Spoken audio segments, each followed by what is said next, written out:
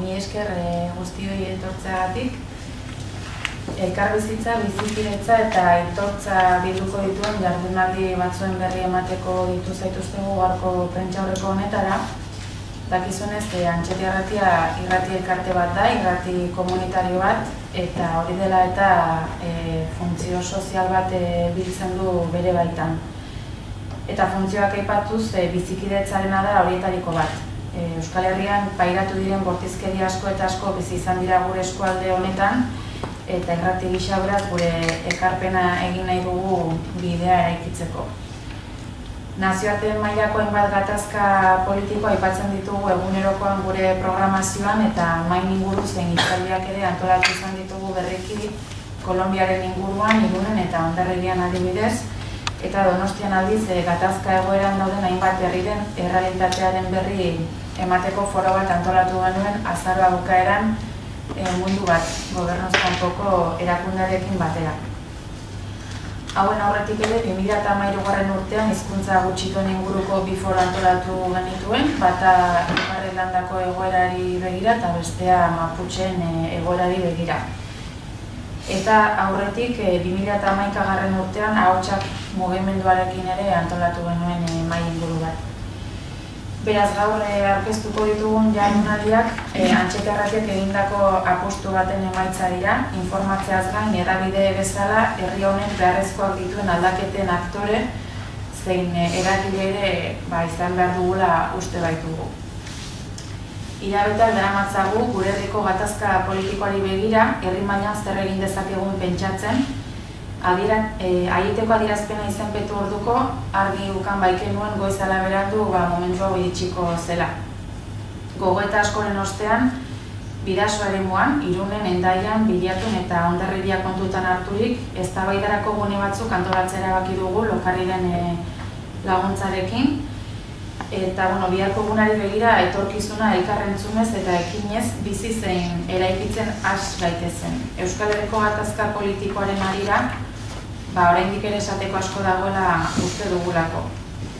Nazio eraikuntza tokian egiten dela iruditzen zaigu eta herritar oro dela horretarako motore. Hala, gure asmoa lekukotzak eskaintzea da jendeari hitza ematea Bidasoan elkarbizitzen hasi gaitezen.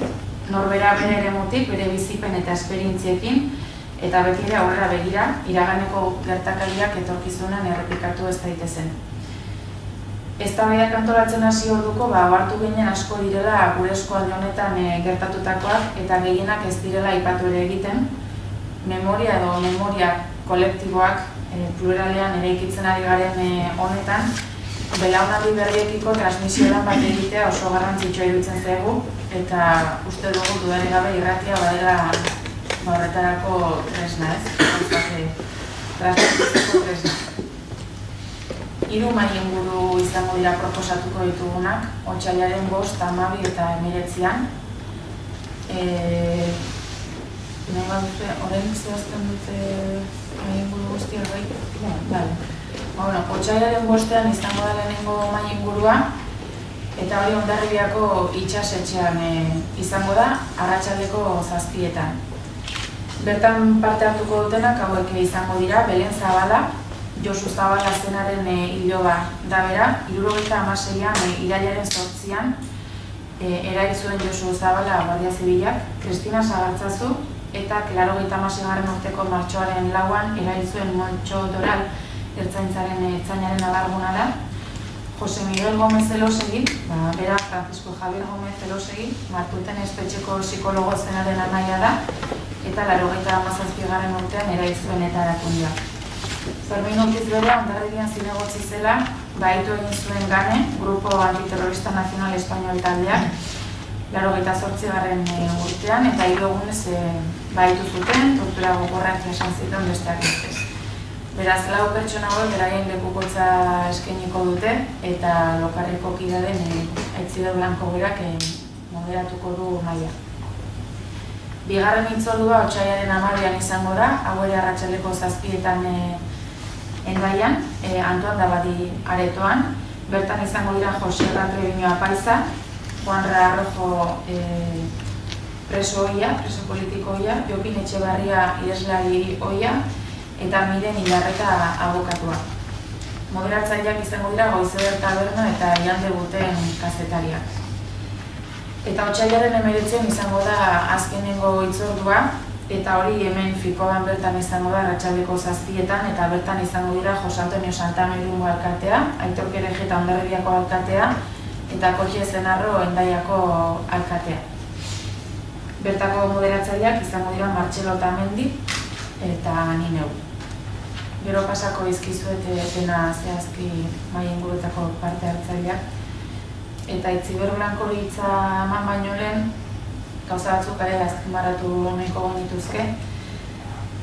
Alde batetik garrantzitsua iruditzen zaigu azpimarratzea 3 mahai inguruetan 3 hizkuntza egongo direla bermatuak. Itzultzaileak egongo dira, euskarara, frantsesera eta gaztelerara, bai publikoarentzako eta bai parte hartzaile orok bere hizkuntza naturalean hitz egin ahal izateko eta bere bizipenak lasaitasun osoz adierazi ahal izateko. Orduan hori azpimarratu nahiko genuke eta batez ere publikoari begira ez delako hizkuntza trabarik egongo. Eta bigarrenik eta bereziki eskertu nahiko genituzke beraien lekukotasunak kontatzera ausartu diren parte hartzaile guztiei. Badakigulako indar berezi bat egiten ari direla guzti hau jende aurrean kontatzeko.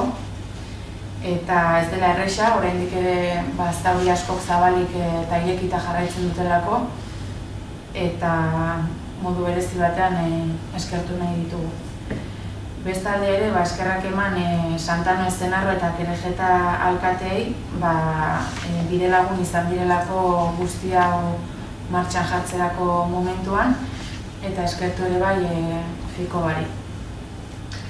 Horrez gain publikoa parte hartzera animatu nahiko genuke, eta modu berezi batean bermatuko da publikoaren parte hartzea. Txartelak banatuak izango dira, galderak idatzi zelarazi ahal izateko moderatzaileari, eta modu horretan publikoaren parte hartzeare errazteko. Beraz, jende animatu nahi dugu hitzaldietara etorri daitezen parte hartzea eta bereziki entzutera. Komunikazioaren parte garrantzitsu bat ere entzumena dela uste dugulako, entzuten jakitea behintzat. Eta Antxeti Irrati bezala garrantzi handia ematen dugu azken honi, entzuteari esker ikasten delako hitz egiten eta komunikatzen. Eta hori da irrati elkarte bezala gure bete beharra komunikatzea. Beraz, kasu honetan bidasoan elkarbizitzaileak jardunaldiekin bizikidetzaren hildoa lantzen hasi nahi dugu, elkarren entzunez eta elkarre biziz. Galderak edo gero pasatuko dituzte baldin badaukazu, les questions que vous pouvez poser après. Eta Itziber Blanco lokaleko kidearen pasatzen dut hitza. Egunon eta eskerrik asko. Nik egingo dut euskaz eta gazteleraz bietan. Frantzesez ez dakit, no hablo francés, lo siento, pero en castellano no puedo hacer. Merci. Lehenengo eta behin, lokarrien izenen eskerrak eman nahi dizkiogu Antxeta Irratiari eta zuzenen Itziberri ez, jardunaldi hauek antolatu izanagatik eta baita ere gurekin elkarlanean aritu izanagatik, ezta. Lokarri badu halako ekitaldiak sekulako baliogarritasuna eta egokitasuna dutelaren uste zintzoa, ez? Gehien bat urte luzeetan gure gizarteak pairatu dituen indarkeria, giza eskubideen urraketa eta inkomunikazioaren ondoren argi dugu bakea eta bizikidetza eraikitzea helburu partekatua izan behar duela, ez? Eta lanketa honek dudik gabe bai gizarte eragile eta bai eragile politiko guztien elkarlana eta konpromisoa beharrezkoa dituztela. Elkarbizitzaz asko hitz egiten da, eta badakigu baita ere, kontzeptu honen inguruan gaizki ulertuak, keskak eta beldur asko mugitzen direla, ez? Lokarriren ustetan, elkarbizitza sustatzeak desberdinak izanik, elkarrekin errespetuz eta giza duintasunez bizitzen ikastea suposatzen du. Hau da, gizartean izan gara eta elkarrekin bizi behar dugu. Eta helburu hau lortzea, dudik gabe, iraganen gertatutako guzti horretatik ikasteko asko dugu. Pairatu eta egun pairatzen diren sufrimenduak errepikatu ez daitezen.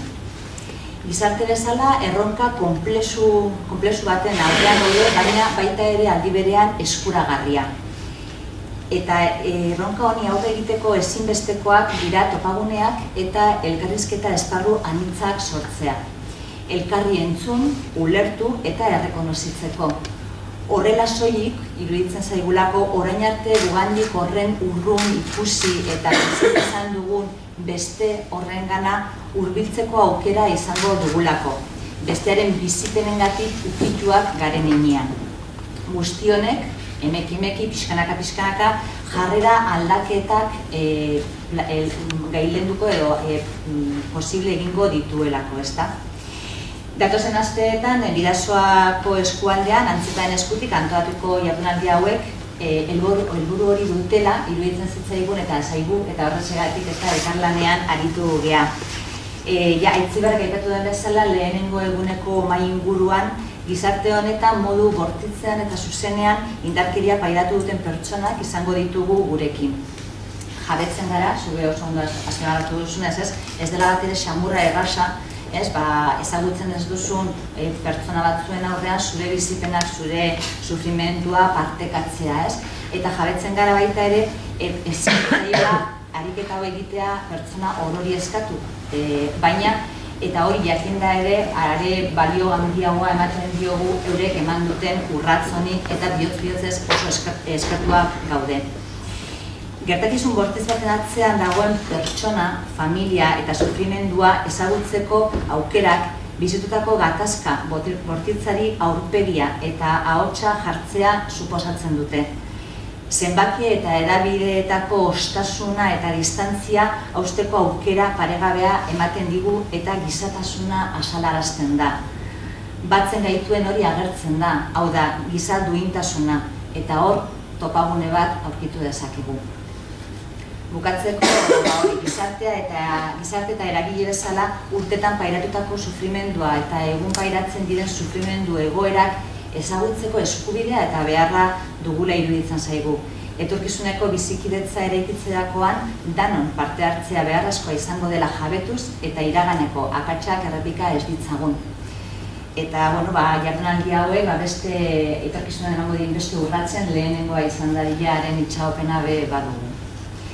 En castellano, deciros eso, que en primer lugar somos muy agradecidas desde Locarri, porque se hayan organizado estas jornadas y por haber contado con nuestra colaboración, porque sí consideramos que este tipo de jornadas tienen un gran valor y además generan oportunidades.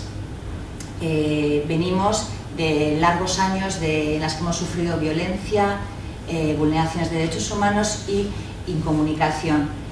Somos conscientes que la construcción de la paz y la convivencia debe ser un objetivo compartido y que requiere tanto de una colaboración y compromiso de todos los agentes, tanto sociales como políticos, ¿no?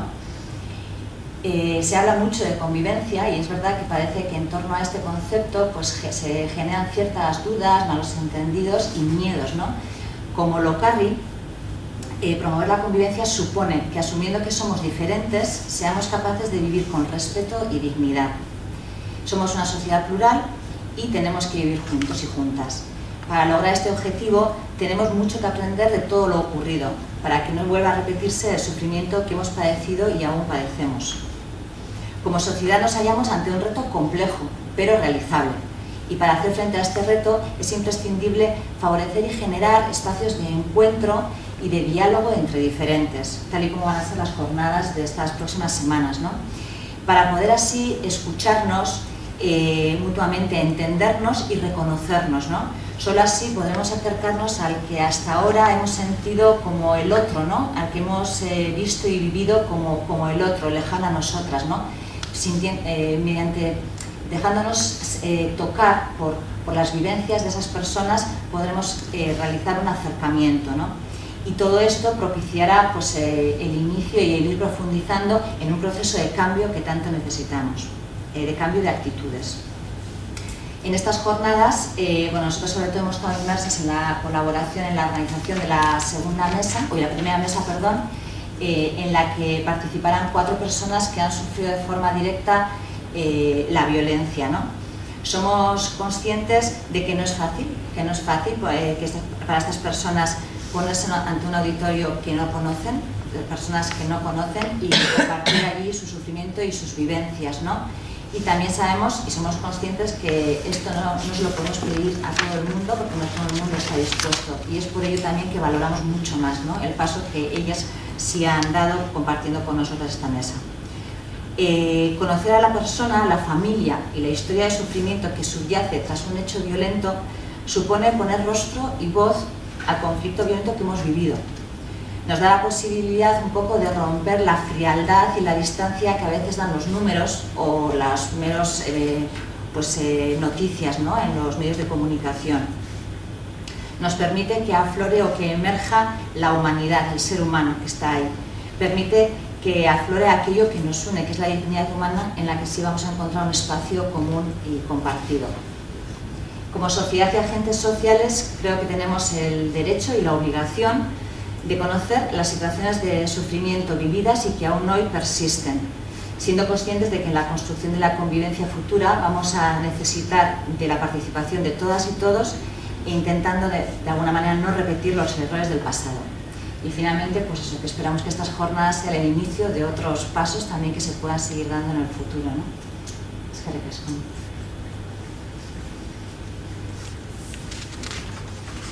Galdera baldin baduzu edo prentsagarrak prestatuta daukagu, baina s'il y a des questions, Edith. Oui, justement, je voulais savoir comment, s'ils avaient accepté facilement de parler. En ce qui nous concerne en tant que radio, nahiago duzu espainolez ¿Te parece en español? Zuek noratek ulertuko frantsesa edo... Bueno, pues con las víctimas que nos ha tocado tratar a nosotros como radio, sí han aceptado de manera, no sé si decirlo fácil o no, pero estaban bastante agradecidos de que se organizara algo así, además en la comarca, ¿no?, para que pudieran hablar frente a los ciudadanos con los que conviven todos los días. Y nos han dicho algunos también que ya era hora de que se organizara algo pues, de este estilo. Sí, igualmente, cómodo no es, ¿verdad? Pues contar, pero también decían que era necesario estar ahí, y sí ha sido sencillo. Itzaldiak indikiak dira, edonon parteatu dezake, hurbildu daiteke ibiltzaldietako edozeina. Irekia les tables rondes sont publiques, donc c'est ouvert à tout le public.